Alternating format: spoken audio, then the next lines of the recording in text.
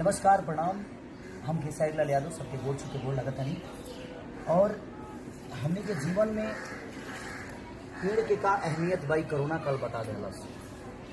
हम सबके एक पेड़ जरूर लगावे के चाहिए। आज ऑक्सीजन खरीदे के पड़त हमने के, अगर यह पेड़ रही तो शायद हमने के ऑक्सीजन ना खरीदे के पड़ी। ये देखिए, ऐसे हम सबसे रिक्वेस्ट करता नहीं कि वो सब एक गो पेड़ जरूर लगाई। आज ऑक्सीजन के बिना हमने के कितना जीवन अधूरा बा, शायद सबके भी अंदाजा हुई। आज ऑक्सीजन रही तो हमने के खरीदे के ना पड़ी। तो ऑक्सीजन के बिना कितने भाई, कितने बहन, कितने माँ, कितने बाप के हमने के खो देने जा। इससे हम सबसे रिक्वेस्ट करता नहीं कि जरूर एगो पेड़ लगाई और अपने जीवन के हरा भरा बना के रखी। हर जगह पे पेड़ लगाई, चाहे वो गार्डन होके अपन, चाहे अपन वो खेत होके, क्योंकि पेड़ के अहमियत कितना बड़ा बा हमने खाती।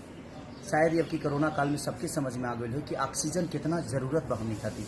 तो प्लीज़ सबसे रिक्वेस्ट करता नहीं कि रहुआ सब एगो पेड़ जरूर लगाई, जमुना से रहुआ जीवन हरा भरा होके अब पूरा जीवन रहुआ बाल बच्चा के आगे वाला पीढ़ी के रहुआ ऑक्सीजन मिल सके। जय हिंद, जय भारत।